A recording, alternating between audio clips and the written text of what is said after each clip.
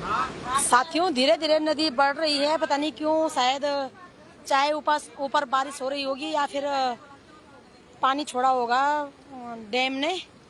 तो धीरे धीरे जो है यहाँ पे नदी बढ़ रही है और हमारे भाई बहन आक्रोशित हो रखे हैं।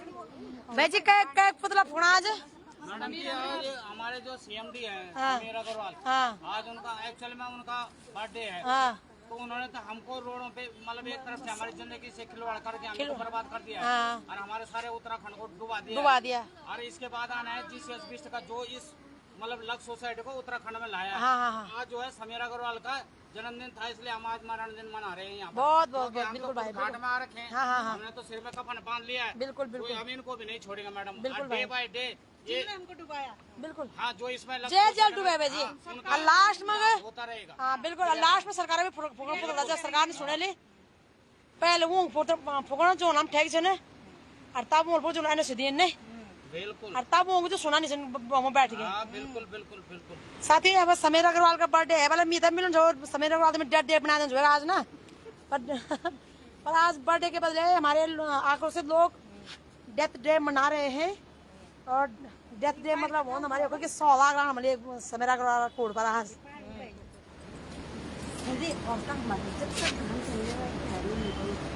ये हमारे देश की और उत्तराखंड की लोकतंत्र की खासियत है।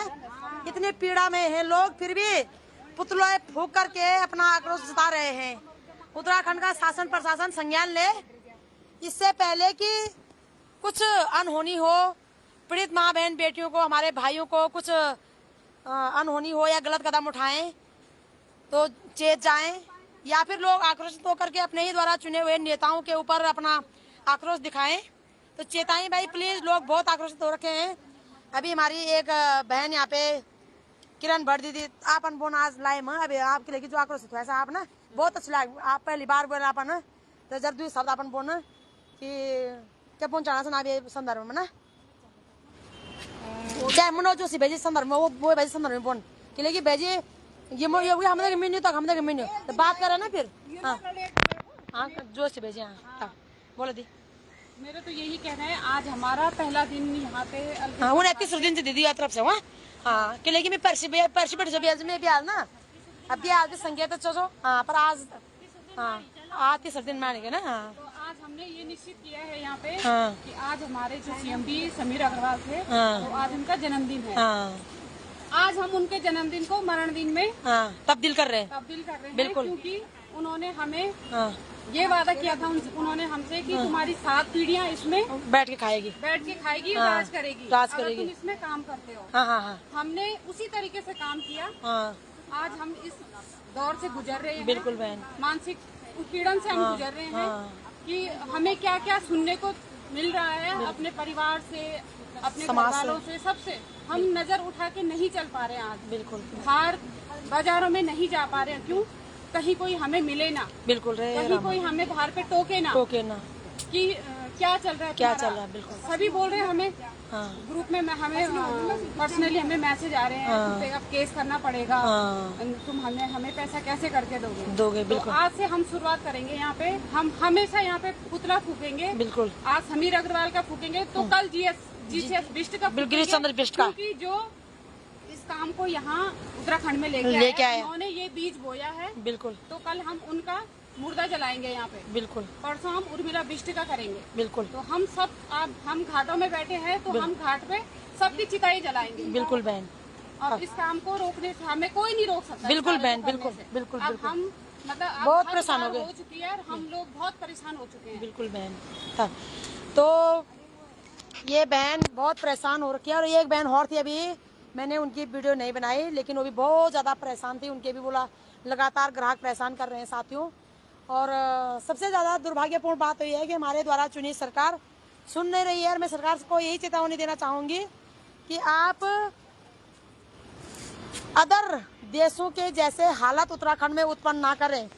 ख्याल रहे हम लोग अपनी देश की प्रॉपर्टी को नुकसान नहीं पहुँचाएंगे, लेकिन उन गद्दार नेताओं को ऐसा सबक सिखाएंगे जो सुन नहीं रहे हैं, जिन्होंने जनता से वोट लिया, जिन्होंने ये वादा किया कि हम तुम्हारे जन मुद्दों पे काम करेंगे, तुम्हारा विकास करेंगे, तुम्हारी सुरक्षा करेंगे, बेटी पढ़ाओ बचाओ बेटी पढ़ाओ का नारा दिया। हमारे प्रधानमंत्री जी ने कहा कि मैं चौकीदार हूँ, चौकीदार होते हुए भी कोई चौकीदारी नहीं की, ना तो माँ बहन बेटियों की अस्मिता बचाने की चौकीदारी की और ना ही पैसे बचाने की चौकीदारी की, ना ही हमारे जो इन्होंने कम से कम बोला हम तुम्हारे धर्म बचाएंगे। इन्होंने स्वयं चंदा चोर ये बैठे हुए हैं, ये वोट चोर बैठे हुए हैं, उत्तराखंड में नमक चोर बैठे हुए हैं, ये हमारे एलआईसी के पैसे चोर बैठे हुए हैं। मेरा तो मानना है कि हमारे उत्तराखंड का सारा पैसा भाजपा सरकार ने खाया है और भाजपा सरकार को हर हाल में हमारे लोगों का पैसा देना ही होगा, चाहे कुछ भी हो जाए।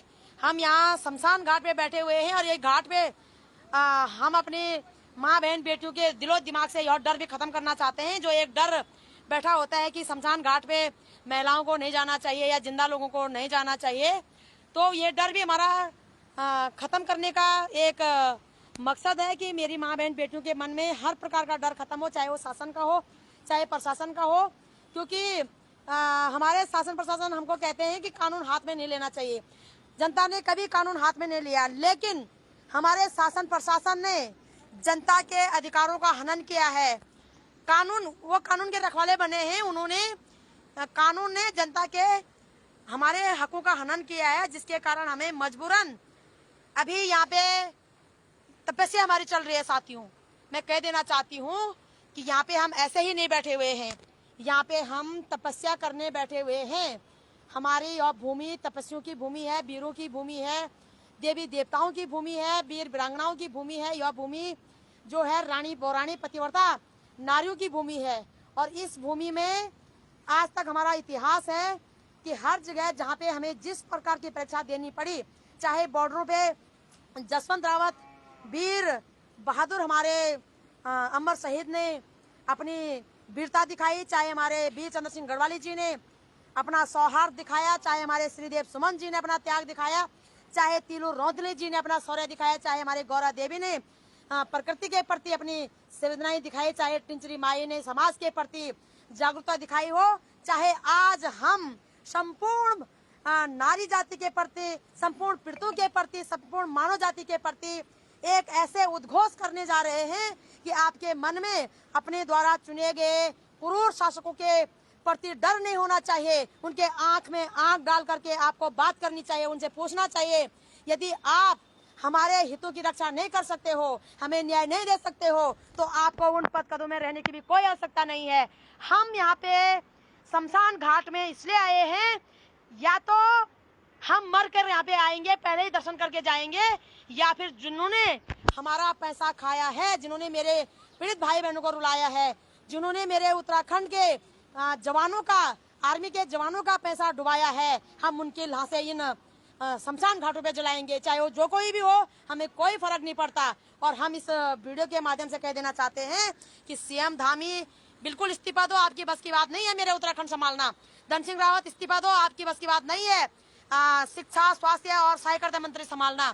भाजपा सरकार इस्तीफा दो, और पक्ष और विपक्ष दोनों के मैं उनके लिए विधायकों के लिए कह देना चाहती हूँ, आप 70 विधायक बैठे हुए हैं, आप मौन क्यों हो? यदि आपको मौन रहना था, जन मुद्दों पे बात नहीं करनी थी, तो आपने जनता के वोट देकर वहाँ पे जाने की गुस्ताखी क्यों की? जिस जनप्रतिनिधि के अंदर इतना गट्स नहीं है ना कि अपने लोगों के लिए कुछ कर गुजरे, आज यहाँ पे मुझे नहीं होना चाहिए था। पहले तो सच कहूँ तो इस प्रकार की नौबत नहीं आनी चाहिए थी। उस समीर अग्रवाल को एनओसी नहीं दी जानी चाहिए थी, एनओसी दी थी तो उसकी निगरानी की जानी चाहिए थी।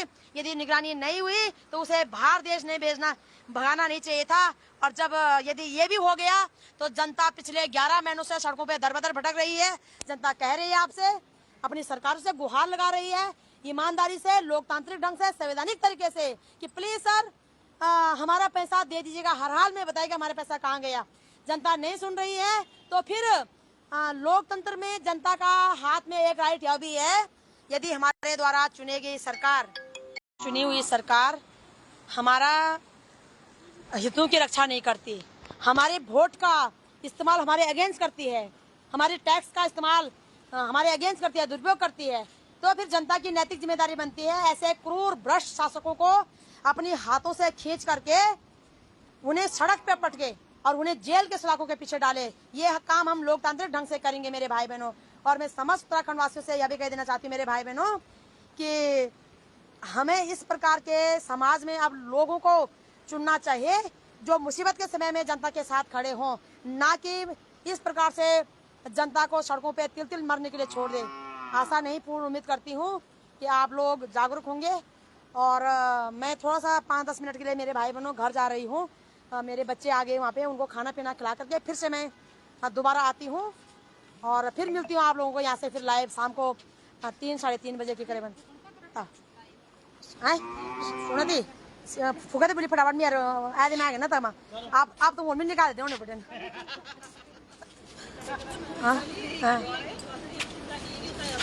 हाँ वही था।